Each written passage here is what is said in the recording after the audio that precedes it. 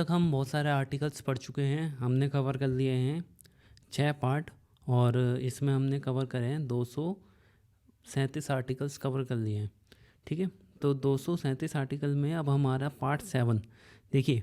Part 7 जो होता है, पार्ट 7 यहाँ पे होना चाहिए था पार्ट 7, लेकिन पार्ट 7 अभी इंक्लूड नहीं किया हुआ है यहाँ पे। क्यों नहीं इंक्लूड किया हुआ? पार्ट 7 जो था, पार्ट 7 के बारे में मैं अगर आपको बताऊँ, देखिए ये पहला पार्ट 7 है।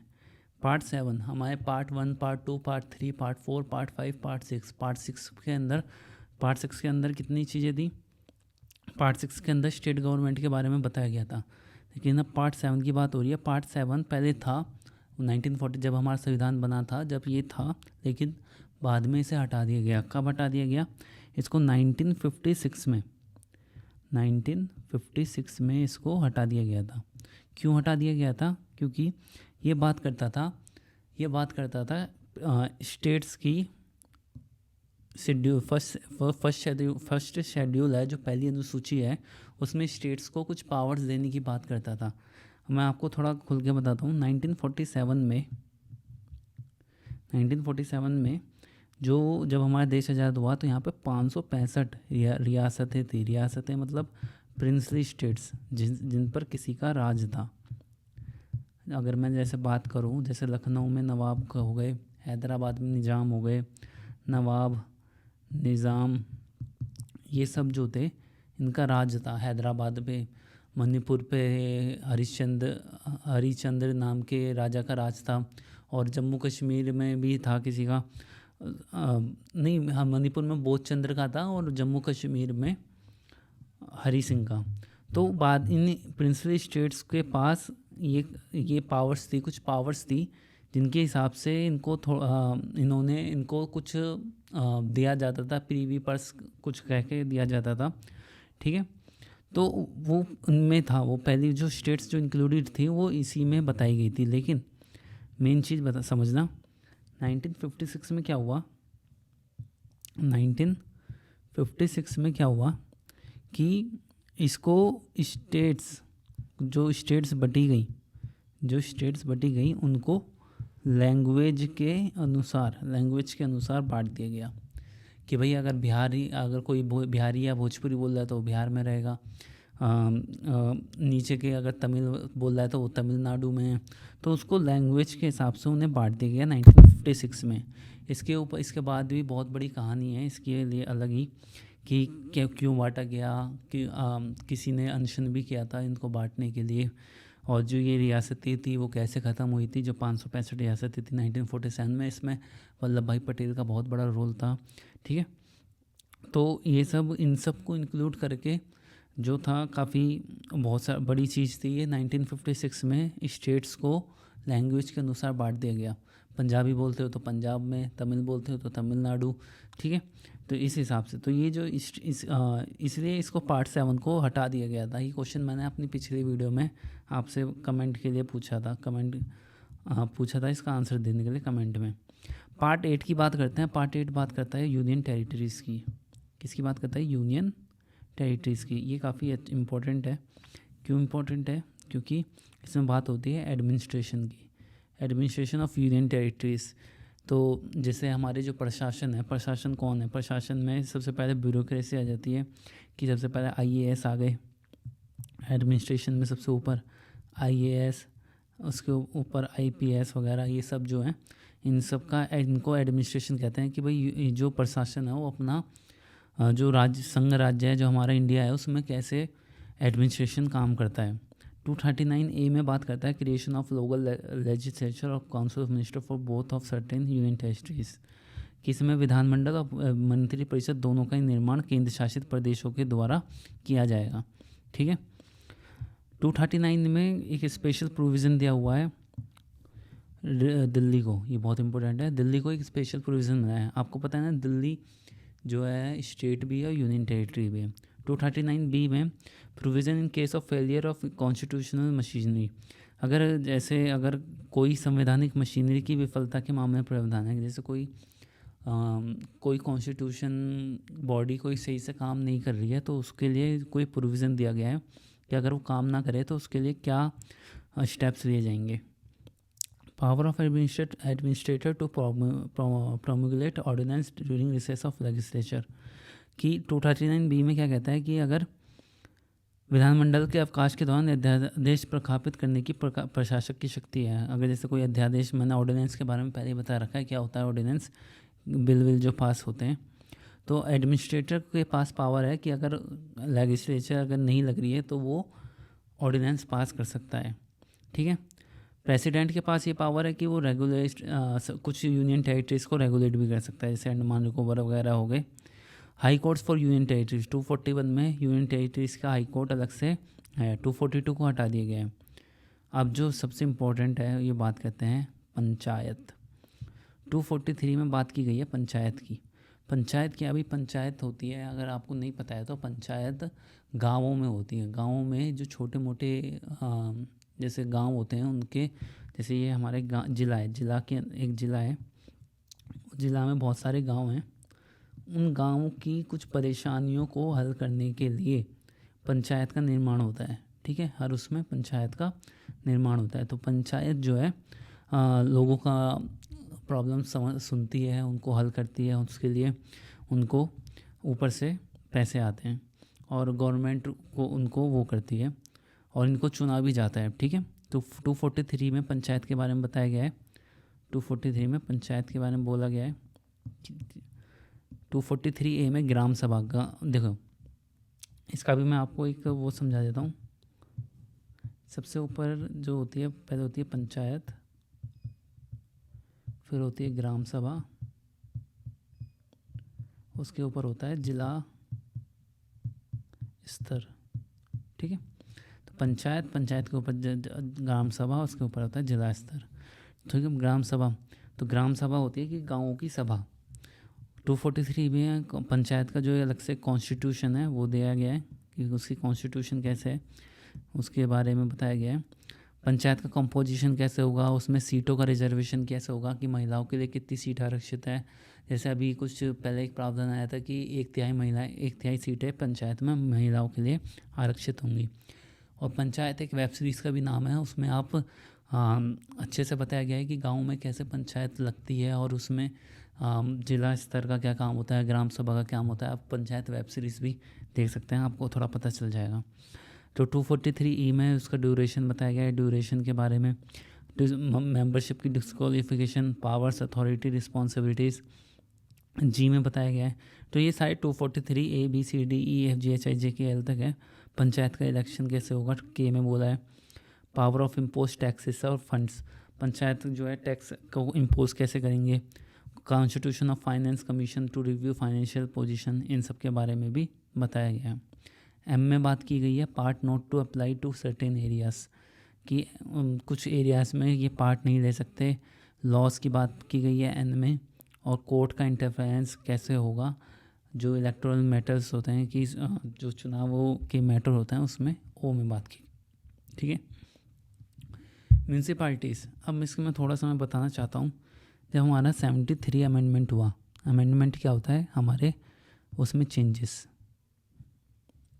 जब 73 अमेंडमेंट हुआ, संशोधन हिंदी में कहते हैं, 73 अमेंडमेंट में क्या हो रहा है, एक सेकंड रुको।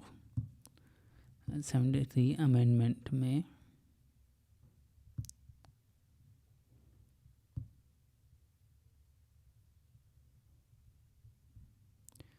अमेंडमेंट्स में और 74 अमेंडमेंट्स में, 73 अमेंडमेंट में पंचायत को लाया गया था और 74 अमेंडमेंट में म्यूनसिपाल्टी बनी थी। ठीक है, और ये कब आई थी, ये हुई थी 1992 में। ये थोड़ा सा आप एग्जैक्ट देखें ना, और ये बना था 1993 में अमेंडमेंट्स के द्वारा। ठीक है, तो म्यूनसिपाल्टी आपको पता ही होगा, हर एक पंचायत की बात करें तो गांव की बात होती है, और अगर शहरों की बात करें तो उसमें म्यूनसिपाल्टी काम करती है। म्यूनसिपाल्टी के इलेक्शंस होते हैं, उसमें वो आपके यहाँ सफाई करवाती है, आपके इलेक्ट्रिसिटी, पानी का, वो सब वो उन्हीं का काम होता है। ठीक है, तो 243P में 9th पार्ट की बात हो रही है, इसमें 243P में इसकी डेफिनेशंस के बारे में बात होगी। डेफिनेशंस के बारे में बात होती है, इसका कॉन्स्टिट्यूशन कंपोजिशन सेम है, reservation, disqualification, powers and authority, finance commission, audit, इनका ऑडिट कैसे होगा, इनका इलेक्शंस, अभी जैसे दिल्ली में अभी अरविंद केजरीवाल की सरकार बनी म्यूनसिपैलिटी की, और कमेटी फॉर डिस्ट्रिक्ट प्लानिंग, इनके बारे में बात हुई है, और कोर्ट्स के बारे में बात हुई है। ठीक है। पार्ट 9 बी में कोऑपरेटिव सोसाइटीज़ के बारे में बात होती है। पार्ट 9 बी में कोऑपरेटिव सोसाइटीज़, जो कि 243 की बात हो रही है ZH में, ZI, इनका इनकॉर्पोरेशन कैसे होगा, इसमें कितने मेंबर्स होंगे, इनका इलेक्शन कैसे होगा, इनका सुपरसेशन कैसे होगा, इनमें ऑडिट कैसे होगी अकाउंट्स की। ठीक है। तो ये ज़्यादा इंपॉर्टेंट नहीं है, पर ये एक बार आप थोड़ा सा पढ़ लेना इसके बारे में। और इनका इंफॉर्मेशन कैसे मेंबर के पास कैसे इंफॉर्मेशन का अधिकार है, रिटर्न्स, ऑफेंस एंड पेनल्टीज़ कैसे लग सकती हैं और लगा सकते हैं। ये यूनियन टेरिटरीज़ की एप्लीकेशन और लॉस के बारे में बात करते हैं। ZT, ये Z से ही H से स्टार्ट होकर ZT पे ख़त्म होता है। कोऑपरेटिव सोसाइटीज़, सहकारी समितियाँ जो होती हैं, आपने देखा होगा छोटी छोटी सोसाइटीज़ जो काम करती हैं आपके इलाके में, ये उनके बारे में बात होती है। पार्ट 10 में बात होती है शेड्यूल एंड ट्राइबल एरियाज़ की। शेड्यूल एंड ट्राइबल एरियाज़ के बारे में बात होती है 244 में। 244 क्या कहता है कि इनके जो शेड्यूल एरियाज़ हैं, schedule areas and tribal areas, इसके बारे में अगर मैं आपको बताना चाहूँ, जैसे कुछ लोगों को नहीं पता होगा, जो अनुसूचित जाति और जनजाति, मतलब SC और ST जातियाँ जो सुनी होंगी आपने, SC schedule caste and schedule tribes के बारे में जो उनके एरियाज़ के लिए बात की गई है 244 में। ठीक है। इनका एडमिनिस्ट्रेशन कैसे होगा वो बात की है 244 में। और 244A में बात की गई है कि असम के जो ट्राइबल एरियाज़ हैं, जो उनका जो फॉर्मेशन हुआ है वहाँ पे जो काउंसिल ऑफ मिनिस्टर्स की और जो उसकी वहाँ के जो लेजिस्लेचर है उनके बारे में जो फॉर्मेशन है 244A में बात हुई है। ठीक है। जैसे जो असम के कुछ एरियाज़ हैं वो काफ़ी ट्राइबल एरियाज़ हैं, जनजाति एरिया। झारखंड के भी कुछ क्षेत्र जो हैं बहुत ऐसी हैं जो जहाँ पे बहुत सारी जनजातियाँ रहती हैं, जिनको अभी काफ़ी सुधार की आवश्यकता है। पार्ट 11 में बात की गई है relation between union and the states, union और स्टेट्स के बीच में एक रिलेशन कैसे होते हैं। ठीक है। 11th में बात होती है, तो ये लेजिस्लेटिव रिलेशन कैसे होंगे। देखिए, अगर इसका थोड़ा सा मैं अगर आपको बताऊं, 245 जो संसद है और राज्य की जो विधानमंडल है उनमें कानूनों का विस्तार होता है, 245 में बताया गया है। 246 में जो संसद है मतलब पार्लियामेंट, और जो लेजिस्लेचर विधानमंडल, उनके जो कानून हैं, उनकी जो विषय वस्तु लगेंगे उनके बारे में बताया गया है। वस्तु और जो सेवा कर रहे हैं, ये जैसे आपको पता होगा, एक होती है हमारी सेंटर जो पार्लियामेंट है, एक होती है स्टेट। ये दोनों ही मिला के टैक्स देते हैं हमसे। उन्हीं टैक्सेस को जो कहते हैं कर कहते हैं हिंदी में। ठीक है। कुछ अतिरिक्त न्यायालयों की स्थापना प्रावधान की संसद की शक्ति होती है कि अगर कोई अलग से न्यायालय की ज़रूरत पड़ रही है तो उसकी स्थापना भी ये कर सकते हैं। विधान की अवशिष्ट शक्तियों के बारे में बात की गई है 248 में। 249 में कानून बनाने की संसद की शक्ति है राष्ट्रहित में राज्य सूची के किसी भी मामले में। जैसे अगर राज्य के लिए अगर कोई कानून बनाना है तो वो पार्लियामेंट बना सकती है, मतलब मोदी बना सकता है किसी भी स्टेट के लिए कानून। यदि आपातकाल की उद्घोषणा लागू हो, आपातकाल क्या होता है ये हम आगे बात करेंगे, लेकिन अभी पढ़ लेते हैं। आपातकाल की उद्घोषणा लागू है तो राज्य सूची के किसी भी मामले में कानून बनाने की संसद की शक्ति, अगर जैसे कहीं आपातकाल लग जाता है तो उसमें जो भी कानून बनेंगे वो किसके पास होगी, वो शाही शक्ति संसद के पास। 249 और 250 में जो संसद द्वारा बनाए गए कानून है तो और राज्य के विधानमंडल द्वारा बनाए गए कानून के बीच जो असंगतता है, वो जो भी मतभेद होंगे या फिर जो भी सिमिलैरिटीज़ होंगी, वो 251 में बात हुई है।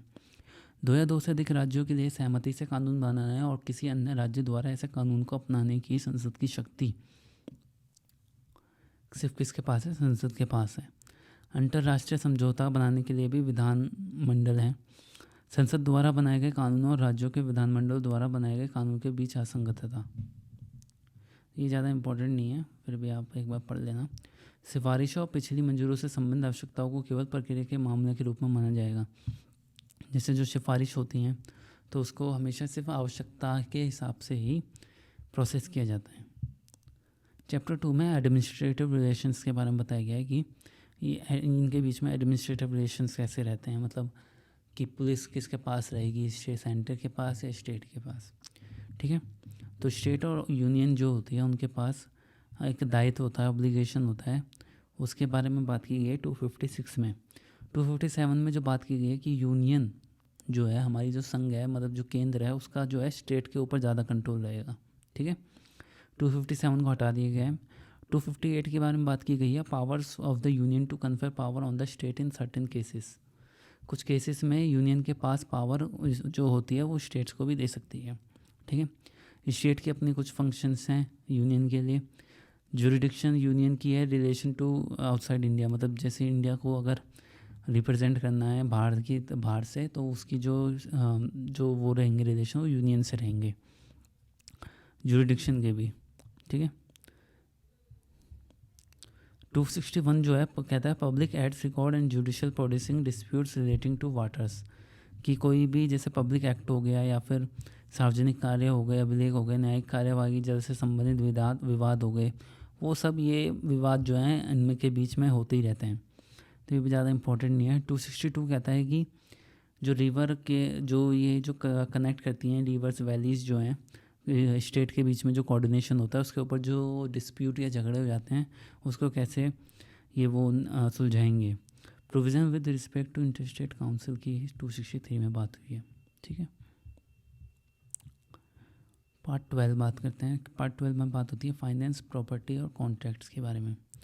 264 इंटरप्रिटेशन के बारे में बात करता है कि इसको कैसे लागू किया जाएगा।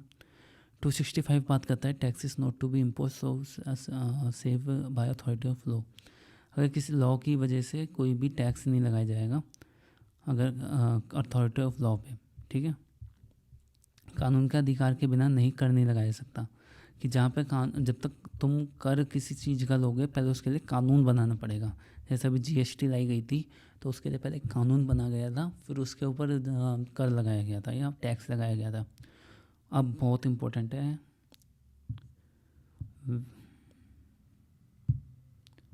वेरी वेरी वेरी इम्पॉर्टेंट, ये जो है 266 बात करता है consolidated fund public accounts of India of the states. जो फंड्स होते हैं उनको कैसे रखा जाता है, जो हमारे जो फंड्स होते हैं, जो एक तरीके से खजाना, राष्ट्रीय खजाना जो होता है, भारत और राज्य की समेकित निधि और सार्वजनिक खाते, कि भाई जो टैक्स आ रहा है वो कहाँ जा रहा है, वो टैक्स जो सरकार की जो कमाई है वो फंड, जैसे PM का अलग से फंड होता है, ऐसे देश के भी बहुत सारे फंड हैं, तो उसी में कंसोलिडेटेड फंड और पब्लिक अकाउंट्स ऑफ इंडिया को और स्टेट्स के बारे में बात होती है। कॉन्टीजेंसी फंड, जैसे जो योजनाएं बनाई जाती हैं उसमें जो पेंशन योजना हो गई या फिर बहुत सारी जो योजनाएं होती हैं, जैसे PAF ये जो सरकारी नौकरी में जो काम होता है उसमें जो पैसे कटते हैं वो सब इसी में आता है। रेवेन्यू का यूनियन और स्टेट्स में डिस्ट्रीब्यूशन कैसे होता है ये देखिए। 268 में बात होती है duties levied by union but collected and appropriated by the states, कि जो ड्यूटीज़ लगाई जाती हैं स्टेट्स और यूनियन द्वारा। ठीक है, 268 ये हटा दिया गया है। 269 में बात की गई है टैक्सेस के बारे में, कि कौन कलेक्ट किया जाएगा, लेकिन स्टेट्स को असाइन किया जाता है लेकिन कलेक्ट कौन करता है, यूनियन। ठीक है, गुड एंड जो GST टैक्स है उसको कैसे ट्रेड में लाया जा सकता है, कॉमर्स के द्वारा, ट्रेड एंड कॉमर्स में। अगर मैं हिंदी में भी समझा देता हूँ एक बार, कि कर संघ द्वारा लगाए गए और एकत्र किए जाते हैं और रकम राज्यों को सौंपे जाते हैं। 269A में अंतर्राज्यीय व्यापार और वाणिज्य के दौरान माल और सेवा कर का उद्घन और संग्रहण किया जाता है। ठीक है, कि कैसे उसको कलेक्ट किया जाएगा और कैसे उसे सरचार्ज किया जाएगा। 270 में बात होती है।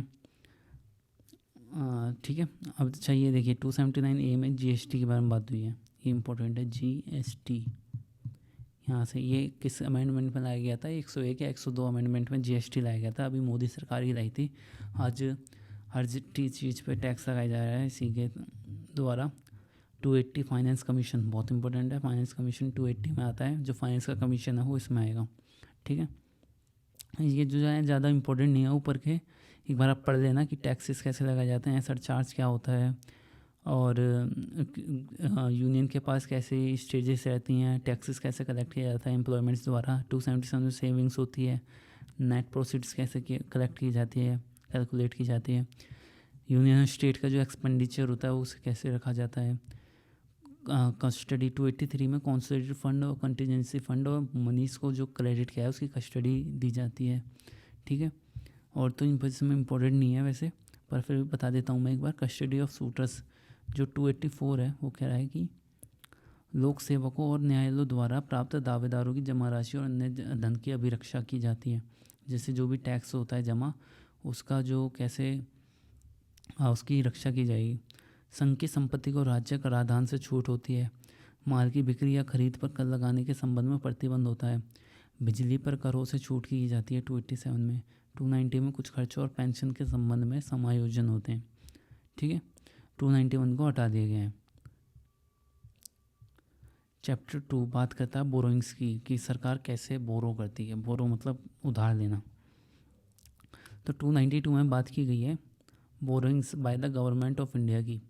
293 में बात की गई है बोरोइंग बाय द स्टेट्स की, कि स्टेट्स कैसे बोरो करती है। ठीक है, बात करते हैं चैप्टर 3। चैप्टर 3 जो बात करता है, ये अभी हमारा वही वाला वो पर चल रहा है। ये कौन सा था, फाइनेंस वाला चल रहा है 12 पार्ट। अभी हमें 21 पार्ट पढ़ने हैं।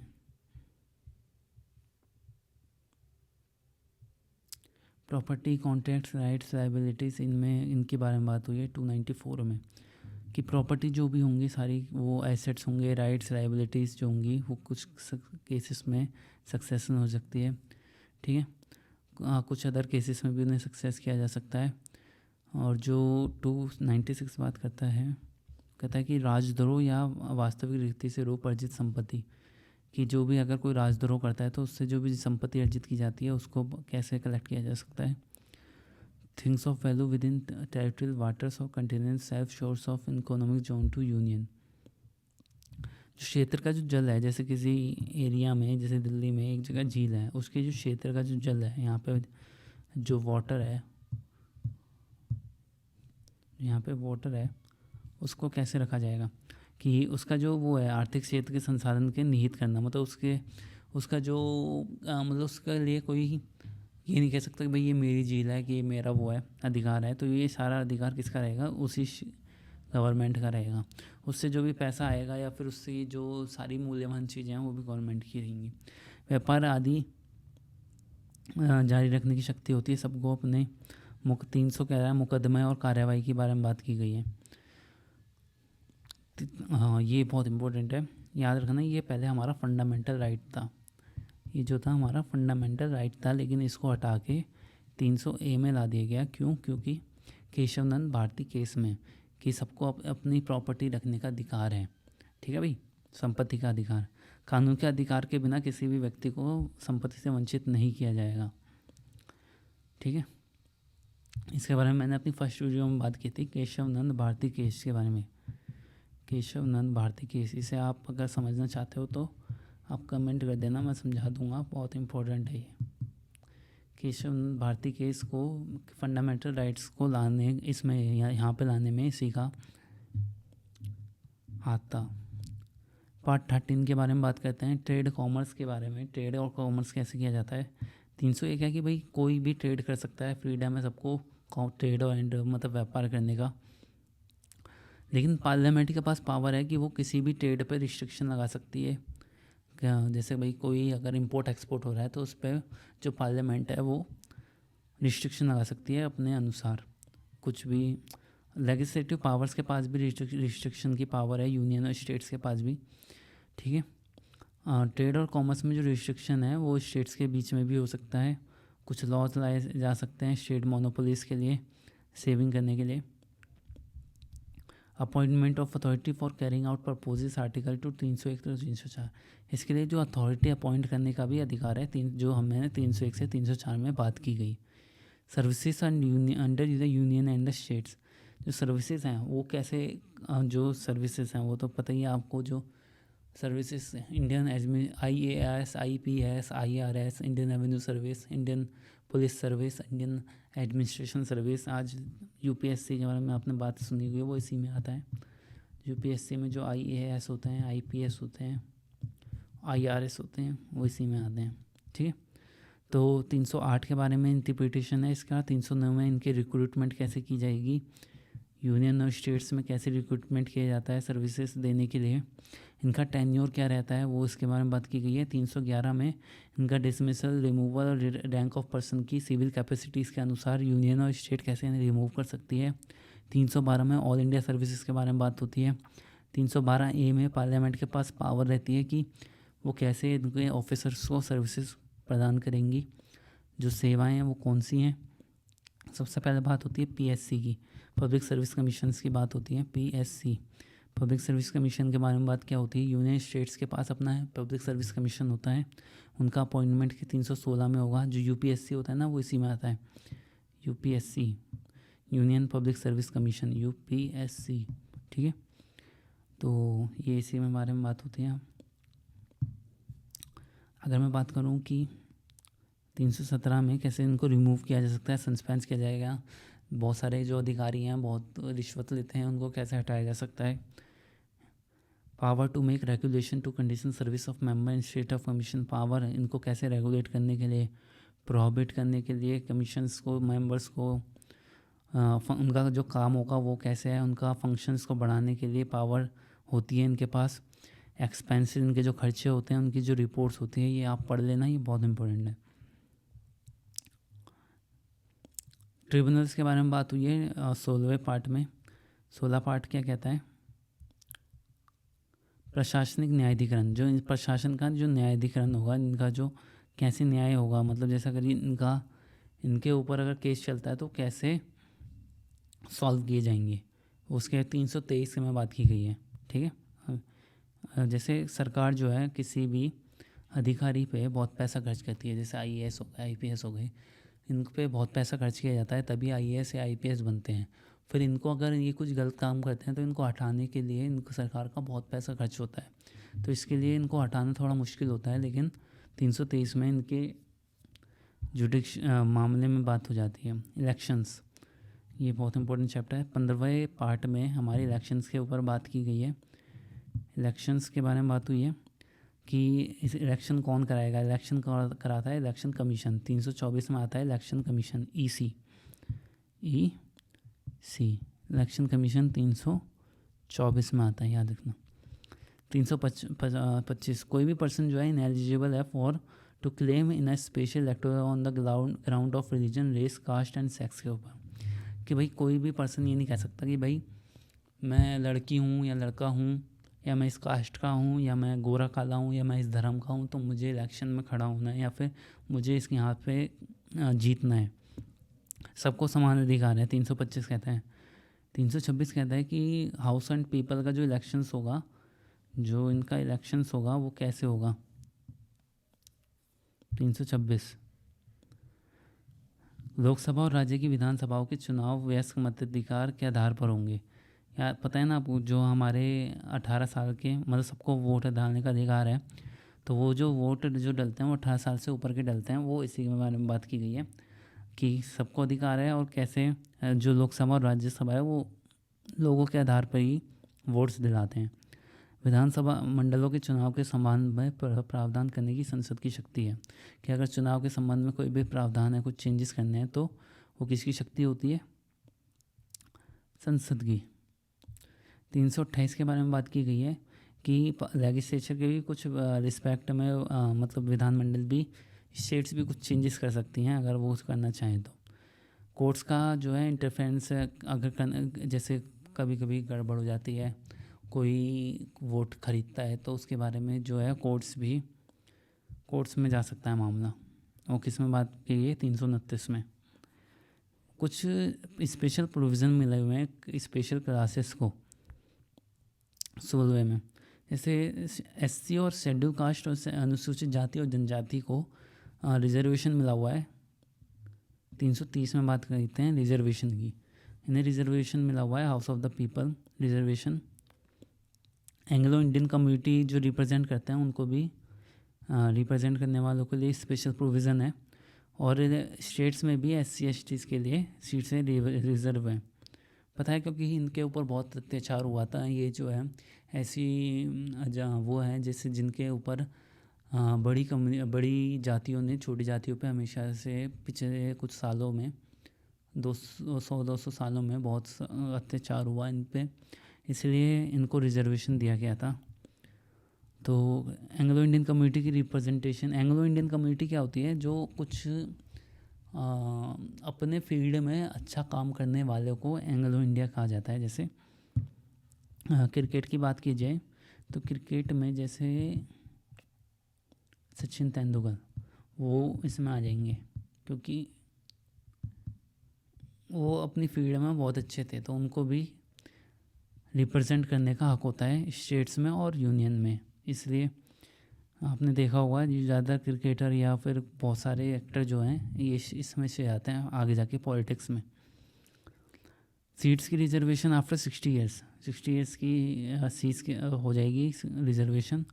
शेड्यूल कास्ट और शेड्यूल ट्राइब्स जो हैं सर्विसेज एंड पोस्ट में भी क्लेम कर सकते हैं रिजर्वेशन को। एंग्लो इंडियन कम्युनिटी को भी इस सर्विसेज में स्पेशल प्रोविज़न दिया जाता है। एंग्लो इंडियन को कुछ बेनिफिट्स भी दिए जाते हैं एजुकेशनल ग्रांट्स के हिसाब से। और शेड्यूल कास्ट के लिए जो नेशनल कमीशन है वो 338 में है। शेड्यूल ट्राइब्स के लिए जो नेशनल कमीशन है वो 338A में है। ये वेरी इंपॉर्टेंट है, ये याद रखना, पूछा जाता है जो नेशनल कमीशन है वो किस में है, जो नेशनल कमीशन है वो किस में है।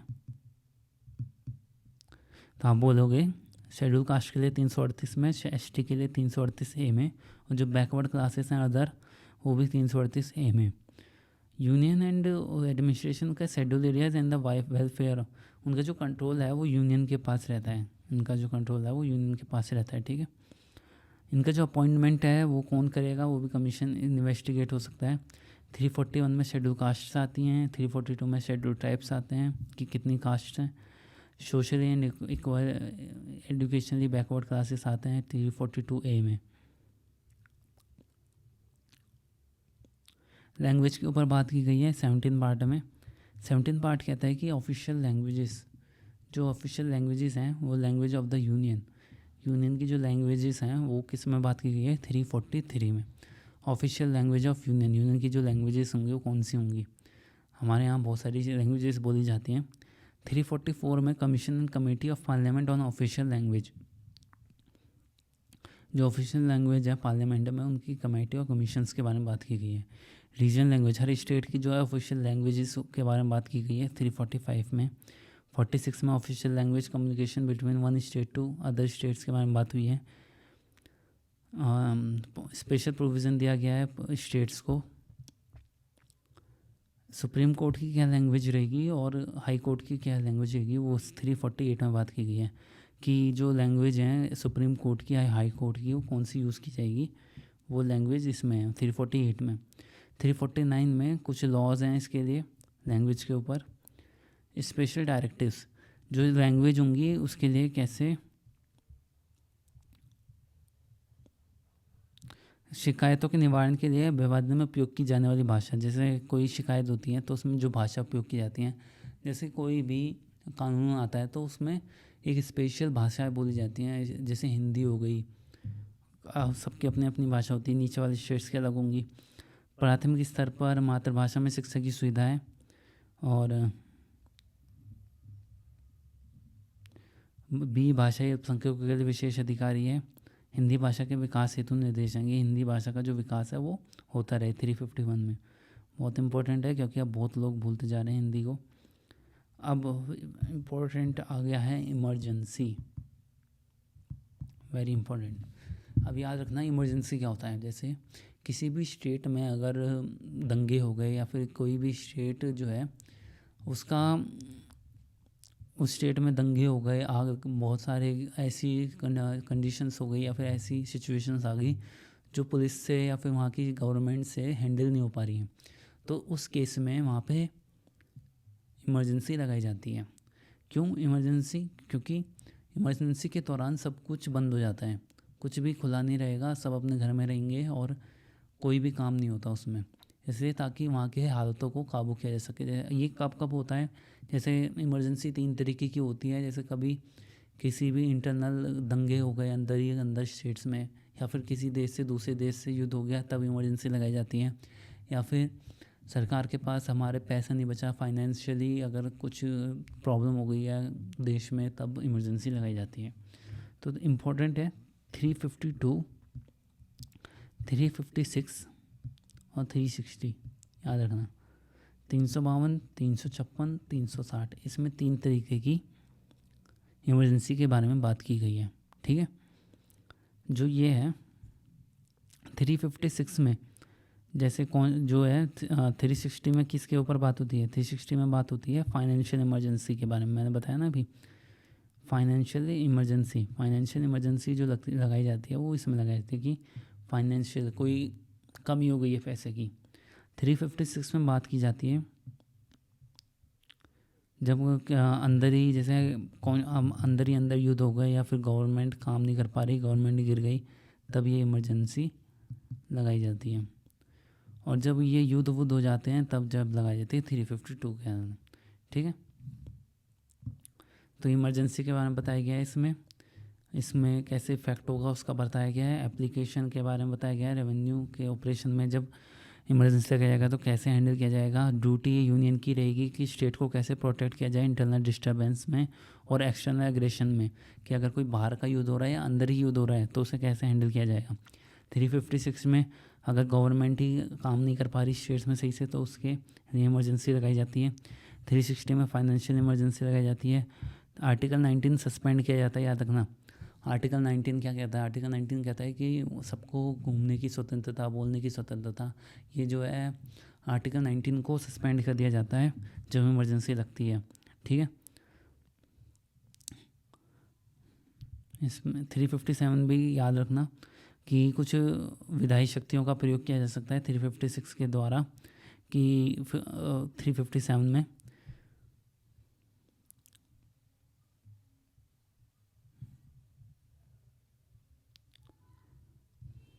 19 है miscellaneous, protection of president, governors and राज पुरुष।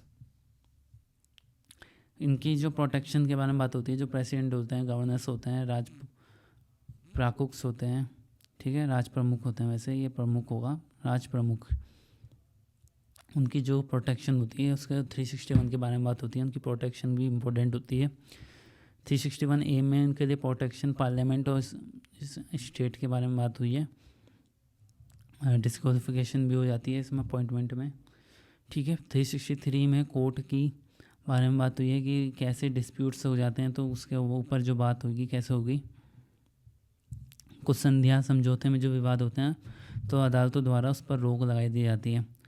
बहुत सारे ऐसे केसेस आते हैं। 363 में भारतीय राज्यों के शासकों को दी गई मान्यता समाप्त और पीवी पर्स को समाप्त करने के लिए ये था। ये इम्पोर्टेंट है, एक बार मैं बता देता हूँ। मैंने जब इस शुरू में बताया था जब हमारा देश आज़ाद हुआ तो यहाँ पे बहुत सारी रियासतें थी। अब वो रियासतें थी भाई, जैसे ये हमारा इंडिया है, इंडिया में बहुत सारी रियासतें थी। अब अगर इनका अलग अलग स्टेट्स होती तो कभी भी भारत एक नहीं हो पाता। तो वल्लभ भाई पटेल ने क्या करा था, इन सबको लाने में, एक साथ लाने में इन्हीं का बहुत बड़ा हाथ था, वल्लभ भाई पटेल का। तो जब ये हमारे साथ जुड़े, जब भारत से जुड़े, ये जो बहुत सारी स्टेट्स थी, कौन सी थी, हैदराबाद हो गई, जूनागढ़ हो गया, जम्मू कश्मीर हो गया, या फिर मणिपुर हो गया। तो इसमें जो ये सारी जो स्टेट्स जुड़ी तो इनके जो वो थे राजा, प्रिंस थे, जो इन पर वो करते थे, राज करते थे, उनको एक अधिकार दिए गए, बहुत सारे पैसे दिए गए, मतलब एक तरीके से पेंशन दी जाती थी। तो 363A में उसे जो अधिकार या जो पैसे वैसे दिए जाते थे उसे प्रीवी पर्स कहा जाता था। तो उस प्रीवी पर्स को समाप्त कर दिया गया किसमें, 363A में, थोड़ा टाइम बाद, कि भाई जब ये मिल ही गए थे कुछ 20-30 साल बाद, इस प्रीवी पर्स को ख़त्म कर दिया गया कि इनको अलग से क्यों दिया जाए। ठीक है, प्रमुख बंदरगाह और हवाई अड्डे के बारे में बात की गई है। अच्छा, ये जो है प्रीवी पर्स, इसके बारे में अगर आपको समझना है तो मैं अलग से वीडियो बना दूंगा, आप कमेंट कर सकते हो। 365 में निर्देशों का अनुपालन में विफलता का प्रभाव है और इसकी परिभाषाएं 66 में है। 368 में power of parliament to amend the constitution and produce therefor. 368 कहता है कि भाई संसद के पास संविधान में चेंजेस लाने के लिए, अमेंडमेंट्स लाने के लिए पावर है किसके पास? संसद के पास।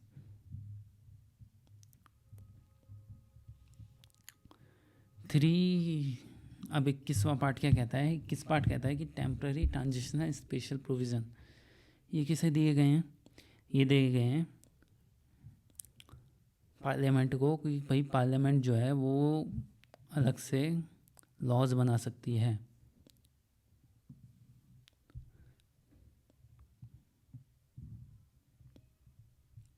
किस चीज़ के लॉ बना सकती है? संसद को राज्य सूची के कुछ मामलों के संबंध में कानून बनाने की अस्थायी शक्ति, जैसे कि समवर्ती सूची के मामले में। बहुत 3 तरीके की सूची होती है, समवर्ती सूची, कॉन्करेंट लिस्ट हो गई, ये सब इनके कि भाई बैंक के ये सब इसमें बैंक ये बटे होते हैं, बैंक हो गए, स्कूल्स हो गए, ये सब बटे रहते हैं। तो उसमें जो है एक टेम्पररी पावर है पार्लियामेंट के पास लॉ बनाने की। 370, ये तो भाई कंट्रोवर्शियल टॉपिक है। जम्मू कश्मीर में टेम्पररी प्रोविज़न है with respect to state of Jammu and Kashmir. 370 कहता है भाई जम्मू और कश्मीर के राज्य के संबंध में अस्थायी प्रावधान कि कुछ टेम्पररी प्रोविज़न्स किए जा सकते हैं वहाँ पे। कुछ स्पेशल प्रोविज़न दिए गए हैं महाराष्ट्र और गुजरात को, नागालैंड को दिए गए हैं, असम को दिए गए हैं, 371A(b), मणिपुर को दिए गए हैं, आंध्र प्रदेश को दिए गए हैं। आंध्र प्रदेश की सेंट्रल यूनिवर्सिटी के इस्टेब्लिशमेंट की बात की गई, क्योंकि आंध्र प्रदेश जो था अभी उसमें काफ़ी प्रॉब्लम्स हुई थी, क्योंकि आंध्र प्रदेश जब हमारा देश आज़ाद हुआ था तब था नहीं, बाद में वो बना, और इससे आंध्र प्रदेश से टूटकर तेलंगाना बना था 2014 में। सिक्किम बना था, मिजोरम के लिए प्रोविज़न है, सिक्किम 1985 में बना था। अरुणाचल प्रदेश 1987 के आसपास बना था, गोवा भी 1987 के पास ही बना था। कर्नाटका के लिए कुछ स्पेशल प्रोविज़न है, ठीक है। इन्हें कुछ स्पेशल प्रोविज़न दिए गए हैं इनको स्टेट्स को, ताकि ये ग्रो कर सकें, क्योंकि ये अभी जो स्टेट्स थी शुरुआत में इतनी अच्छा ग्रो नहीं कर पा रही थी, इसलिए इनको कुछ वो दिए गए थे। प्रेसिडेंट के पास पावर है लॉज को अडेप्ट करने के लिए, ठीक है। 372 में बात की गई है power of president to make order in respect of person under preventive detention in certain cases. कुछ सर्टेन केसेस में प्रेसिडेंट के पास डिटेंशन करने की पावर है। जैसे मैं बात करूँ 372, 373 की, कि कुछ मामलों में निवारक निरोध के तहत व्यक्तियों के संबंध में आदेश देने की राष्ट्रपति की शक्ति होती है। मतलब राष्ट्रपति अगर कुछ, जैसे मैंने बताया था, राष्ट्रपति के पास बहुत सारी पावर्स हैं, जैसे वो हटा सकता है, किसी की सज़ा माफ़ कर सकता है, उसी से ऐसे ही निवारक निरोध में भी उसके पास कुछ शक्तियाँ होती हैं। संघीय न्यायालय के न्यायाधीश जो होते हैं, जज होते हैं, उनके महामहिम के समक्ष संबित कार्यवाही और संबंध में प्रावधान होते हैं, ठीक है। 374 में जजिस के पास फेडरल कोर्ट और proceeding pending in the federal court magistrate council, ये ज़्यादा इम्पोर्टेंट नहीं है। वही है कि कैसे जो कोर्ट होते हैं, जो उनके पास जो प्रोसीडिंग होती है वो कैसे ऊपर जाती है, वो इसके बारे में बताया गया है।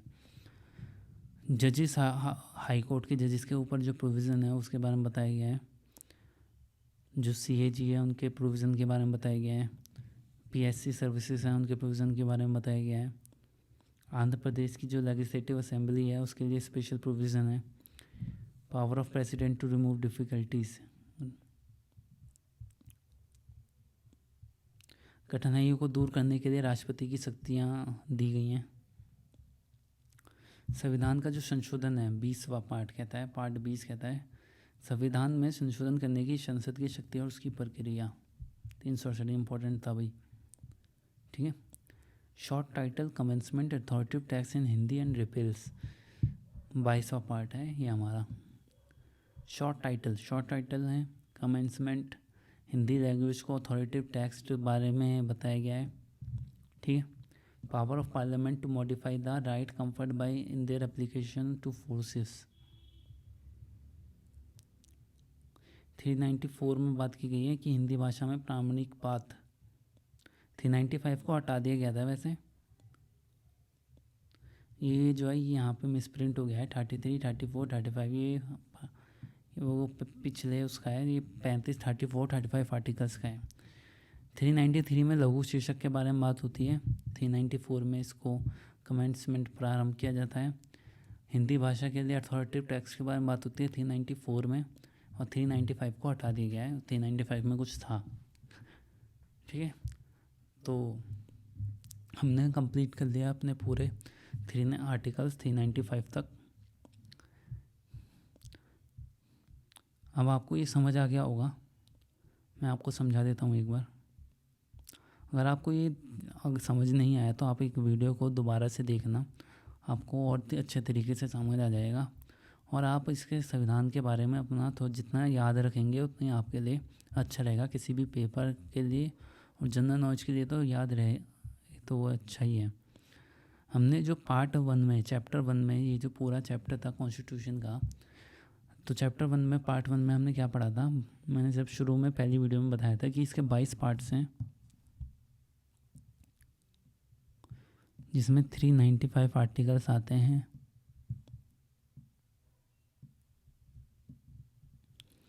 तो पहला जो पार्ट है उसमें वो था 1 से 4 में डिवाइडेड। किस में डिवाइडेड था? 1 से 4 में, जिसमें बात हुई थी यूनियन और उसकी टेरिटरी के बारे में कि भारत और उसके क्षेत्र क्या हैं।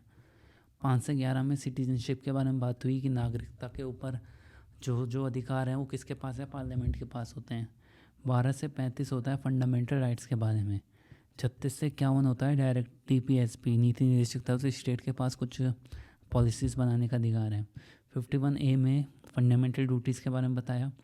52 से 151 में मैंने यूनियन गवर्नमेंट के बारे में बात की, जिसमें बात हुई एग्जीक्यूटिव के बारे में कि प्रेसिडेंट के जो होता है, प्रेसिडेंट के बाद पार्लियामेंट आती है कि इसमें PM जो उसके मिनिस्टर्स होते हैं, पावर प्रेसिडेंट की लेजिस्लेटिव पावर्स के बारे में बताया गया। यूनियन जुडिशरी के बारे में बताया गया कि जो सुप्रीम कोर्ट हो गए, हाई कोर्ट हो गए, वो किस में आते हैं। 124 CAG, जो सारा CAG जो होता है पूरा रेवेन्यू का जो ऑडिट करता है कि कितना पैसा गया, कितना पैसा आया, कितना कमाया देश ने, कितना गंवाया, ठीक है। 152 से 237 में बात होती है स्टेट गवर्नमेंट की। स्टेट गवर्नमेंट में फिर से वही गवर्नर के बारे में बात होती है। CM, पहले CM फिर गवर्नर फिर एग्जीक्यूटिव। स्टेट लेजिस्लेचर के बारे में बात होती है। गवर्नर की लेजिस्लेटिव पावर के बारे में बात होती है। हाई कोर्ट्स के बारे में बात होती है 226 में। सबऑर्डिनेट कोर्ट्स जो छोटे कोर्ट्स होते हैं उनके बारे में बात होती है। फिर हमने पढ़ा 239 से 242 के बारे में यूनियन टेरिटरीज़ की। यूनियन टेरिटरीज़ जो है उनके बारे में अलग से जो उन्हें वो मिली हैं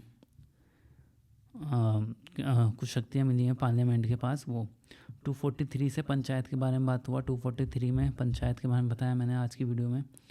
और 243 से 243 ZG में म्यूनसिपैलिटीज़ के बारे में बताया। म्यूनसिपैलिटी SC/STs के बारे में बताया गया इसमें, शेड्यूल ट्राइबल एरियाज़ में। यूनियन और रिलेशंस पार्ट 11 चैप्टर में बताया गया है इनके बारे में, रिलेशंस कैसे रहते हैं। इसमें बहुत तरीके के रिलेशन रहते हैं। लेजिस्लेटिव रिलेशंस हो गए, एडमिनिस्ट्रेटिव रिलेशंस हो गए, और भी तरीके के रिलेशंस से मैंने बताया था। फिर चैप्टर 12 आता है, फाइनेंस के बारे में बात करता है। 264 से 300A में फाइनेंस, प्रॉपर्टी की, right to property, finance, borrowing, property, right to property, वो सब इसमें आता है, ठीक है। ट्रेड, कॉमर्स और इंडस्ट्री के बारे में, ट्रेड जो होती हैं वो कैसे होएगा, इसी में जो इम्पोर्टेंट था 279A में बात था GST की। जो ट्रेड में GST के बारे में बात हुई वो इम्पोर्टेंट है। ट्रेड्स में आगे बात, ट्रेड्स में जो ट्रेड्स कराया जाता है वो कैसे कराया जाता है। सर्विसेज, यूनियन और स्टेट्स की जो सर्विसेज हैं उनके बारे में बात की गई है 308 to 323 में। सर्विसेज के बारे में बात की गई है 308 to 314 में। पब्लिक सर्विस कमीशंस के बारे में बात की गई है। UPSC जो गए, IAS, IPS वगैरह जो ये ब्यूरोक्रेसी होती है इनके बारे में बात की गई है, ठीक है। ट्रिब्यूनल्स के बारे में बात की गई है कि इनका जो अलग से इनके लिए कोर्ट होते हैं, जो मतलब एक तरीके से इनका जो जजमेंट होता है। इलेक्शंस हो गए, इलेक्शंस के बारे में बात हुई है 324 में। Special provision to certain classes, कुछ स्टेट्स को और कुछ क्लासेस को स्पेशल प्रोविज़न दिए गए हैं, जैसे नागालैंड, मिज़ोरम, मणिपुर, असम, इन सबको स्पेशल प्रोविज़न जो दिए गए हैं। रिजर्वेशन की बात भी इसी में होती है। इसमें आप याद रखना national commission of schedule caste and schedule tribes के बारे में बात हुई है। ऑफिशियल लैंग्वेज के बारे में बात होती है 43 से 51 में। Languages of union, regional languages जो बारे में बात होती है, स्पेशल डायरेक्टिव्स, वो सब इसमें आते हैं। ठीक है, इमरजेंसी के बारे में बताया मैंने। इमरजेंसी 352 से 360 में आती है। 3 तरीके की इमरजेंसी के बारे में बताया मैंने, 352, 356 और 360। 352 में जो इमरजेंसी है, जो युद्ध वुद्ध के ऊपर रखती है, जब कोई गवर्नमेंट बॉडी स्टेट के ऊपर, जो ये पूरी देश में, ये पूरे स्टेट में, और ये फाइनेंशियल इमरजेंसी हो गई। ठीक है, मिसलिनियस जो अलग से कुछ पावर्स थी वो उसमें बताई गई हैं। 368 में अमेंडमेंट होता है कि अमेंडमेंट क्या कर सकती है पार्लियामेंट और स्टेट जो होती हैं। हमारे कॉन्स्टिट्यूशन में बहुत तरीके के अमेंडमेंट्स हुए हैं। उन अमेंडमेंट्स की भी वीडियो मैं आपको जल्दी से जल्दी लाने की कोशिश करूँगा कि कितने अमेंडमेंट्स कब कब हुए और कौन कौन से अमेंडमेंट्स किस किस वजह से कराए गए। ठीक है, अमेंडमेंट्स को हिंदी में संशोधन कहते हैं। 21वें पार्ट में हम बात करते हैं टेम्परेरी ट्रांजिशनल स्पेशल प्रोविजंस के बारे में, 360 से 92 और 395 तक शॉर्ट टाइटल कमेंसमेंट और हिंदी अथॉरिटीज और रिपेल्स। ठीक है, तो ये जो है हमने पूरे कॉन्स्टिट्यूशन के बारे में पढ़ा। इसका हमने एक तरीके से आइडिया लिया कि कौन कैसे काम करता है हमारे देश में, जो सारी बॉडीज़ हैं वो कैसे काम कर रही हैं, और एक छोटे आम आदमी से लेके एक प्रेसिडेंट तक की क्या पावर्स होती हैं, कैसे काम किया जाता है, कितने supreme court, high court, CAG, president, CM, PM, इन सब के बारे में हमने इसमें पढ़ा। ठीक है, तो और भी वीडियोस मैं लाने वाला हूँ। अगर आपको ये वीडियो अच्छी लगी और इसमें आपको कुछ कमी लगी तो आप मुझे कमेंट में बता सकते हैं। और अमेंडमेंट्स हो गए, अब जो कुछ नई वीडियोस आने वाली हैं वो किस पे आने वाली हैं मैं बताता हूँ।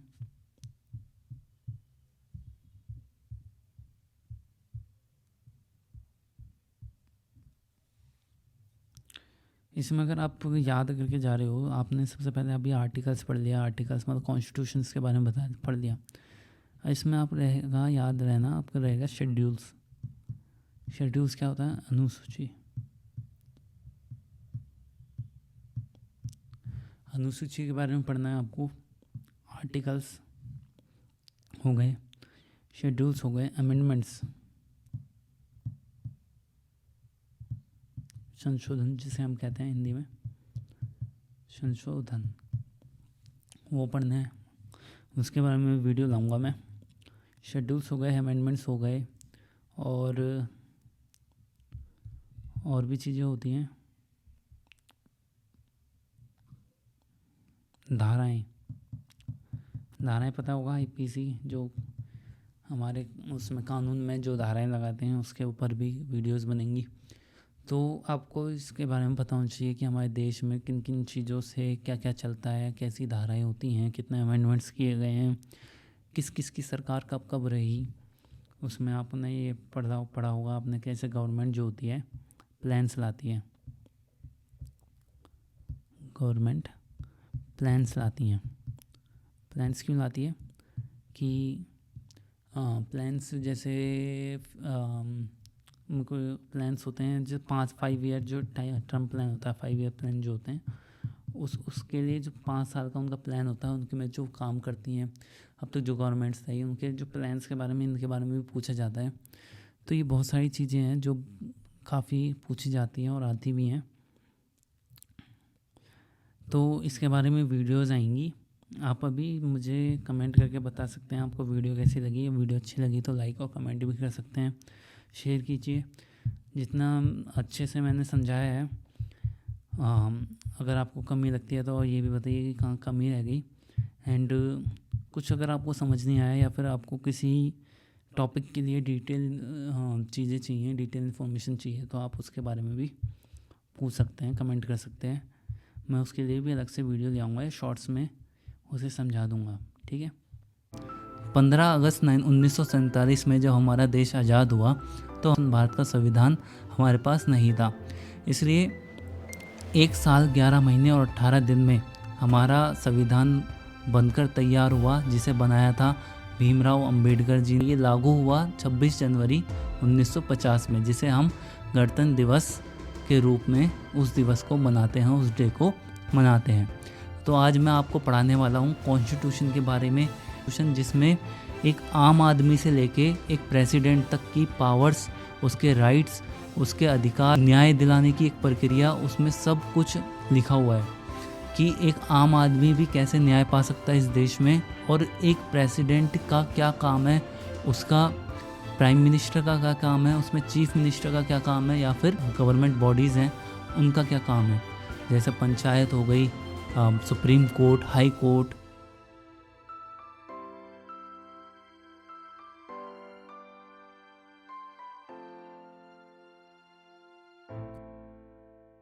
मैं आपसे एक सवाल पूछना चाहता हूँ कि आप ये बताओ कि भारत की राष्ट्रीय पुस्तक का क्या नाम है। What is the name of India's national book. Bharat की राष्ट्रीय पुस्तक का क्या नाम है।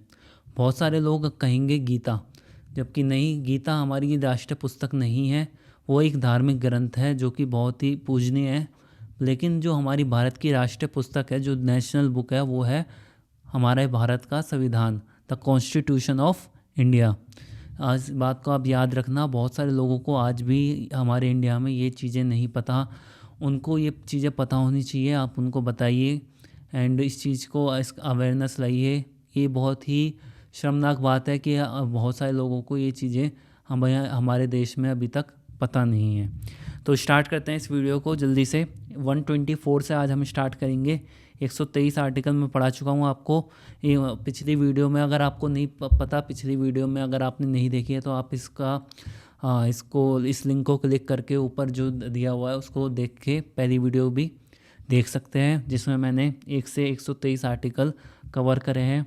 और वो कुछ इस तरीके से थे। पहले 5 पार्ट में ये आए थे, 1 से 4, 5 से 11, 12 से 35, 36 से 51 और 52 से 151। बहुत ही ज़रूरी है, जल्दी से स्टार्ट करते हैं। तो 123 में बात हुई थी ऑर्डिनेंस के ऊपर, प्रेसिडेंट के ऑर्डिनेंस के ऊपर। आज बात हम करेंगे 124 से लेके 232 तक। और इसमें 124 में जो बात होती है वो स्टार्ट होती है यूनियन जुडिशरी की। द यूनियन जुडिशरी मतलब भारत की न्यायपालिका। भारत में न्याय कैसे देते हैं, भारत में न्याय देने का क्या प्रावधान है, भारत में न्याय देने के लिए कौन कौन, मतलब अगर आपके साथ कुछ बुरा हुआ है और आपको न्याय चाहिए तो आप कहाँ जाओगे। तो बहुत सारी ऐसी कैटेगरी हैं, हमारी डिस्ट्रिक्ट कोर्ट हो गए, हाई कोर्ट हो गए, सुप्रीम कोर्ट हो गए, तो उनमें वही उन्हीं में ही आते हैं यूनियन जुडिशरी, जो कि इसमें कवर है 124 से 147 में। जल्दी से स्टार्ट करते हैं। यूनियन जुडिशरी, यूनियन जुडिशरी जो बात करती है वो करती है, सबसे पहले 124 आर्टिकल बात करता है सुप्रीम कोर्ट की। सुप्रीम कोर्ट की बात करता है कौन, 124 आर्टिकल इस्टेब्लिशमेंट एंड कॉन्स्टिट्यूशन। जो सुप्रीम कोर्ट होता है वो हमारे कॉन्स्टिट्यूशन को ही आधार बना के न्याय देता है कि हमारे जो भी हमें न्याय चाहिए वो उसका जो आधार होगा वो हमारा संविधान ही होगा। 124 ए कहता है कि a national judicial appointments commission not repealed by the parliament, कि राष्ट्रीय न्यायिक नियुक्ति आयोग, मतलब जो इसमें जो भी नियुक्ति होगी, जो भी मतलब जज होते हैं, सुप्रीम कोर्ट के जज हो गए, हाई कोर्ट के जज हो गए, तो उनकी जो अपॉइंटमेंट होती है वो इसमें आती है 124 ए में।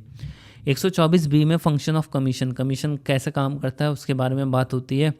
124 सी में power of parliaments to make law, कि जो पार्लियामेंट के पास पावर है लॉ को बनाने की।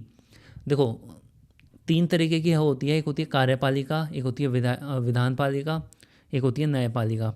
तो कार्यपालिका का काम होता है उस कानून को लागू करना, संसद का काम होता है कानून बनाना, और न्यायपालिका का काम होता है, मतलब जुडिशरी का काम होता है उस कानून को फॉलो करवाना, या फिर उस कानून का सही इस्तेमाल हो, या फिर अगर वो कानून लोगों के पक्ष में नहीं है तो उस कानून को ही हटा देना। तो ये सुप्रीम कोर्ट के पास पावर होती हैं ये। सैलरीज 125 में सैलरीज के ऊपर बात हुई है कि जजेस की सैलरी कितनी होगी। अगर मैं आपसे पूछूं कि किसी एक जज की कितनी सैलरी होती है तो आप बताना मुझे कमेंट में। इसमें मैं आपसे कुछ बातें बताना चाहता हूं। जो सबसे बड़ा वो होता है सुप्रीम कोर्ट के जो सबसे बड़ा जज होता है, सुप्रीम कोर्ट में 33 जज बैठते हैं। कितने जज बैठते हैं? 33 जजेस बैठते हैं। उनकी में जो सबसे बड़ा जज होता है या सबसे ऊपर पावर होती है वो होता है CJI, chief justice of India. Chief justice of India जो होता है सबसे बड़े जज होते हैं। अभी जो है चीफ जस्टिस ऑफ इंडिया कौन है? अभी जो है चीफ जस्टिस ऑफ इंडिया ये हैं जस्टिस धनंजय यशवंत चंद्रचूड़। ये जो है अभी भारत के CJI हैं, जो कि अभी फ़िलहाल में बने हैं। इनसे पहले जो थे वो थे NV रमन, याद रखना। और आपको कमेंट में बताना है कि भारत के फर्स्ट CJI कौन थे। जस्टिस हरीलाल थे। आपको पूरा नाम बताना है उनका, जस्टिस हरीलाल का पूरा नाम क्या था। कमेंट में आप जल्दी से मुझे बताना, बहुत बार क्वेश्चन पूछा गया है इसके ऊपर। सैलरीज़ की बात करते हैं। 125 आर्टिकल बात करता है सैलरीज़ की। जो जजेस की सैलरी होती है वो होती है 2,80,000, 2,80,000 सैलरीज होती है जजेस की, याद रखना आप, 2,80,000। प्राइम मिनिस्टर की सैलरी होती है 4 लाख और राष्ट्रपति की सैलरी होती है 5 लाख पर मंथ। ठीक है, प्रेसिडेंट की सैलरी होती है 5 लाख, उसकी प्राइम मिनिस्टर की सैलरी होती है 4 lakh, 4 lakh per month. And हमारे जजेस की सैलरी होती है 2,80,000 पर मंथ। ठीक है, 126 में ये देखिए आगे बात, appointment of acting chief justice. Acting chief justice की अपॉइंटमेंट की बात करता है 126 आर्टिकल। एक्टिंग चीफ जस्टिस मतलब कि जो उनसे नीचे जज आते हैं उनके ऊपर बात होती है। अपॉइंटमेंट ऑफ एडहॉक जजेस, अपॉइंटमेंट ऑफ एडहॉक जजेस की बात करते हैं 127 आर्टिकल। जो जजेस और भी नीचे काम करते हैं उनके हम तदर्थ न्यायाधीशों की नियुक्ति, मतलब जो और भी जो जजेस हैं, जो मैंने बताया 33 जजेस में जो आते हैं, उन 33 जजेस में जो भी उनकी नियुक्ति होगी वो 127 में होगी। 128 में जजेस की रिटायरमेंट के ऊपर बात होती है कि सुप्रीम कोर्ट की रिटायरमेंट कब होगी। 129 में supreme court to be court of record, ये बहुत इंपॉर्टेंट है 129 कि इसमें कोर्ट ऑफ रिकॉर्ड मतलब जितनी भी कोर्ट के पास रिकॉर्ड रखने का एक प्रावधान होता है कि सुप्रीम कोर्ट अपने भी जितने भी केसेस हुए हैं उनकी एक रिकॉर्ड रख सकता है। और 130 में seat of supreme court, supreme court की सीट के बारे में बात होती है कि सुप्रीम कोर्ट में कितनी सीट्स रहेंगी। ठीक है, तो याद रखना 124 में सुप्रीम कोर्ट आता है, 124 के 5 में सैलरी, 127 में अपॉइंटमेंट, 127 में कौन आता है, 127 में आती है अपॉइंटमेंट, 125 में सैलरी, 129 में कोर्ट ऑफ रिकॉर्ड और 130 में सीट, और जजेस की रिटायरमेंट 128 में। तो ये 5 आप याद रखना, यही इंपॉर्टेंट होते हैं। अच्छा, सबसे अगर मैं आपसे एक क्वेश्चन पूछूं कि फंडामेंटल राइट्स का सुप्रीम कोर्ट से क्या रिलेशन है, आप इसका मुझे भी कमेंट में आंसर देना कि फंडामेंटल राइट्स और सुप्रीम कोर्ट में क्या रिलेशन है। अगर इसका आंसर आपको नहीं पता तो आप मेरी फर्स्ट वीडियो देखिए, जिसका लिंक मैं अभी मेरे डिस्क्रिप्शन बॉक्स में आपको मिल जाएगा, आपको समझ आ जाएगा सुप्रीम कोर्ट का फंडामेंटल राइट्स से डायरेक्ट कनेक्शन है। ठीक है, ये मैंने आपको बता दिया। ये हैं अभी हमारे फ़िलहाल के CJI, chief justice of India, justice Dhananjay Yashwant Chandrachud. अब 131 बात करता है original jurisdiction of supreme court. Original jurisdiction of supreme court में सुप्रीम कोर्ट की जो भी न्याय देने की प्रक्रिया है उसके बारे में बात होती है 131 में। 131A को निरस्त कर दिया गया है, वो उसमें कुछ बातें थी वो अब हमारे काम की नहीं है। 132 में appellate jurisdiction of supreme court in appeal from high court in certain cases, मतलब कि 132 कहता है कि कुछ मामलों में उच्च न्यायालय मतलब हाई कोर्ट से अपील में सर्वोच्च न्यायालय का अपीलीय क्षेत्राधिकार। जैसे आपको पता होगा अभी हमारे भारत में हाई कोर्ट, सुप्रीम कोर्ट कितने हैं भारत में? भारत में सुप्रीम कोर्ट है एक, जो कि दिल्ली में है, और जो हाई कोर्ट है वो हर एक स्टेट का एक हाई कोर्ट होता है। तो आप ये बताओ कि भारत में कितने हाई कोर्ट्स हैं, आप कमेंट में मुझे बताओ जल्दी से, कि कमेंट में आप मुझे बताओ कि भारत में कितने हाई कोर्ट्स हैं। तो जैसे अगर मैं बात करूं कि दिल्ली में, भारत में दिल्ली में एक हाई कोर्ट है, और अगर मैं बात करूं मुंबई में एक हाई कोर्ट है। तो इस हाई कोर्ट का जो मुंबई का जो हाई कोर्ट है उसका क्षेत्र अधिकार मुंबई तक है, और हाई कोर्ट के क्षेत्र अधिकार दिल्ली तक है। मतलब कि वो एक क्षेत्र के अधिकार में ही अपना न्याय सुना सकते हैं, या फिर उसमें उस न्याय को उसके अगर वहाँ पे अगर आपका दिल्ली में कोई दिक्कत होती है तो आप दिल्ली के हाई कोर्ट में जाओगे।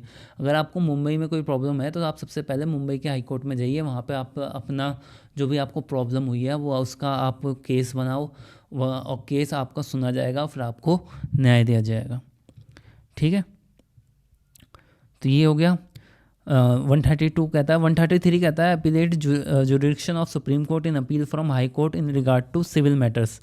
अच्छा, मैं आपको एक चीज़ दिखाता हूँ। ये हमारा एक ट्राइंगल है, ये एक ट्राइंगल है जो कि ध्यान से समझना।